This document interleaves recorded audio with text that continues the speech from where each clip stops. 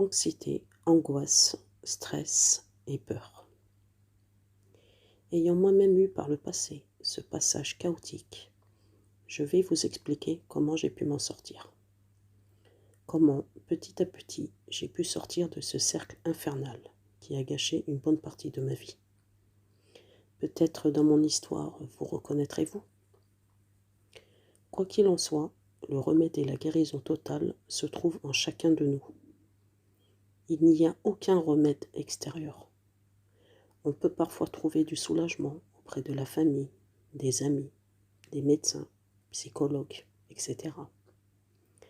Mais sachez que le soulagement constaté est temporaire, notamment par la prise de certains médicaments prescrits par le médecin ou le psychologue, qui d'abord créent de la dépendance, certains effets indésirables. Le médicament en soi ne vous enlèvera pas le symptôme qui est en vous.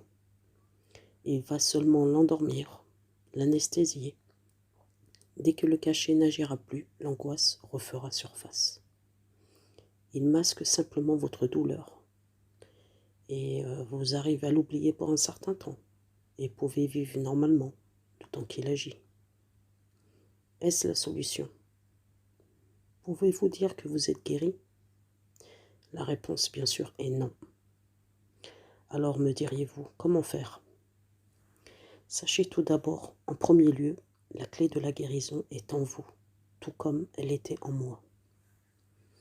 Bien souvent, l'angoisse, l'anxiété, le stress, la peur apparaît par un manque de confiance en soi, généré par les aléas de la vie, comme par exemple une rupture amoureuse, des conflits au sein d'une famille, une dévalorisation au niveau du travail, la perte d'un proche, un traumatisme récent ou semi-récent. En soi, c'est une accumulation d'énergie et d'émotions négatives qui, malgré soi, aura des répercussions psychiques envers nous-mêmes, ce qui engendra une perte d'estime et de confiance en nous. Alors, comment y remédier? Tout d'abord, retrouver confiance en son être, en son moi intérieur. Nous devons travailler les points dans l'ordre.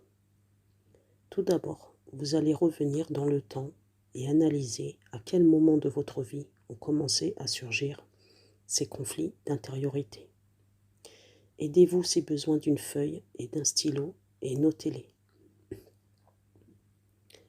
Une fois que le conflit est répertorié, vous allez maintenant noter ces émotions négatives que vous ressentez, comme par exemple la peur, la colère, l'incompréhension, etc. Notez tout ce qui traverse votre esprit. Vous allez maintenant noter près de chaque émotion négative son contraire, c'est-à-dire l'émotion positive.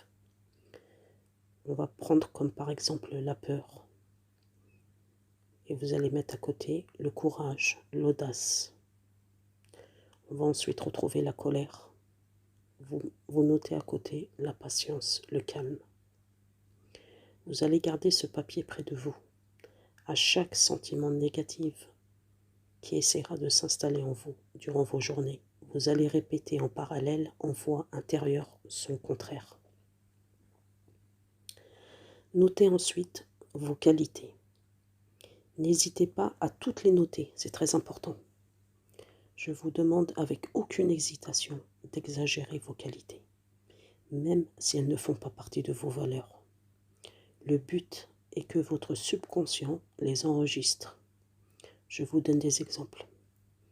Assidu, autonome, efficace, belle, forte, patiente, fiable, persévérante, gentille, dynamique, créative, serviable, etc. Notez-en autant que possible. Vous allez devoir dire soit à haute voix ou bien par voix intérieure quelques qualités choisies dans votre liste. Environ 5-6.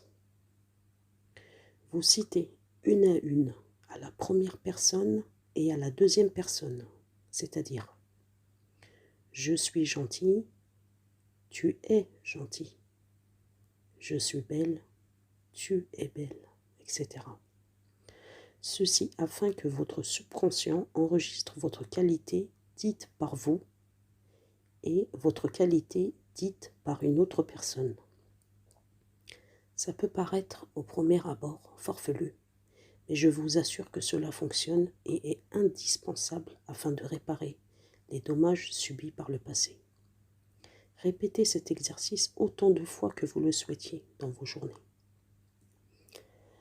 Vous remarquerez que très souvent, des acteurs, des chanteurs, des forces armées, etc., utilisent ces méthodes pour se rebooster face au stress, à la peur.